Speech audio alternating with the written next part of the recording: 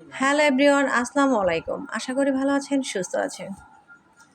তো প্রতিবারের মতো প্রতিদিনের মতো আমি আবারও মুরগি রান্না করতে চলে আসলাম। তো একটু মুরগি ভুনা করব বাচ্চাদের জন্য। ওরা আসলে গরুর গোশতটা তেমন একটা পছন্দ করে না, যার কারণে আমি মুরগি ভুনাটাই করে নিচ্ছি।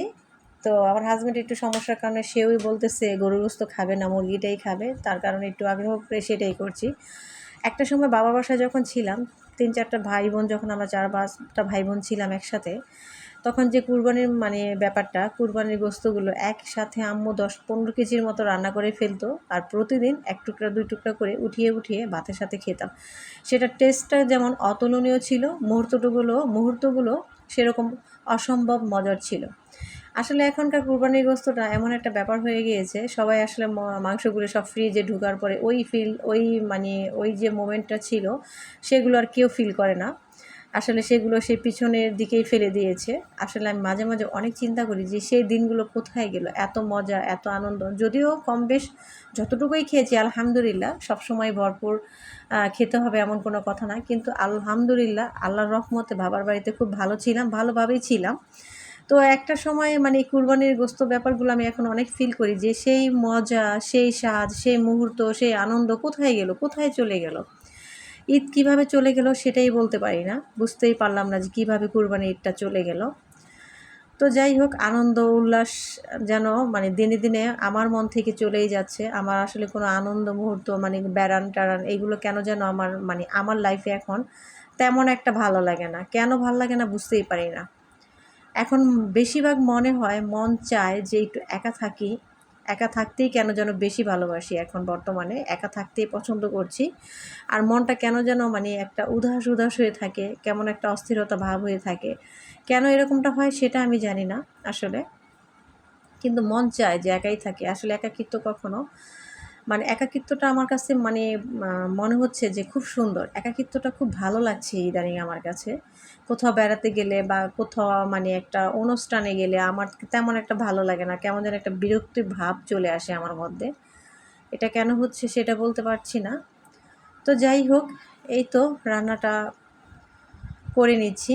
তো মুরগি ভুনা করার জন্য আমি এখানে পেঁয়াজ কুচি করে নিয়েছিলাম। তো আদা রসুন বাটা দিয়ে এটাকে সফট করে নিলাম। সফট করার পরে এই হলুদের গুঁড়া, মরিচের গুঁড়া, স্বাদ মতো লবণ, ধনিয়ার গুঁড়া, জিরার গুঁড়া, এগুলো সব কিছু দিয়ে আমি এটা কষিয়ে নিচ্ছি।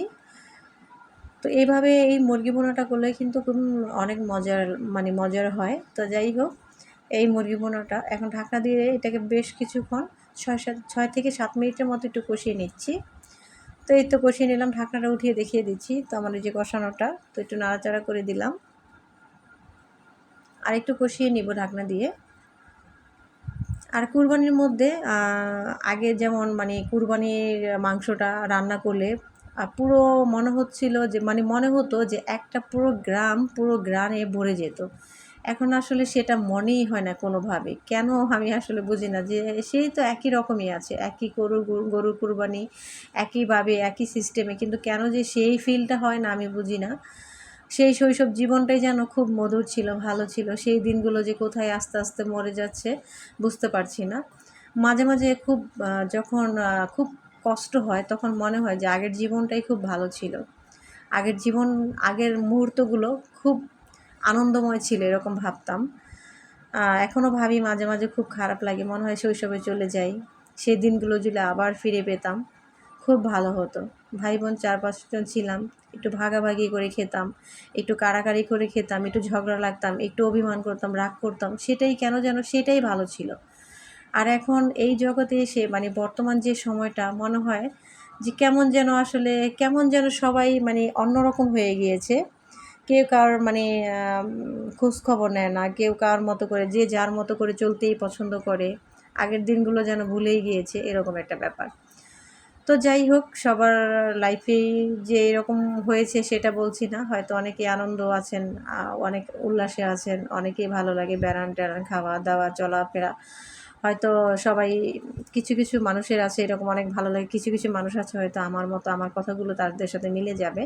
তো যাই হোক না কেন, জীবনে চলতে হলে কিছু মুহূর্ত আছে যে ফিল করতে হয়, মনে রাখতে হয়। আসলে পাস্ট নিয়ে কাউকে কোনো কথা না বললেই ভালো হয়, কিন্তু আবার পাস্ট একেবারে ভুলে যাওয়াটা কিন্তু একেবারে কেমন যেন একটা বেইমানি ব্যাপার। তো যাই হোক, এই তো কথায় কথায় আমার রান্নাটা শেষ হয়ে গেল। তো এই যে রান্নার লাস্ট মোমেন্টটা, তো কেমন হয়েছে বলবেন। আর অবশ্যই ভালো থাকবেন, আর অবশ্যই আমাদেরকে ভালো রাখবেন। আল্লাহ হাফেজ।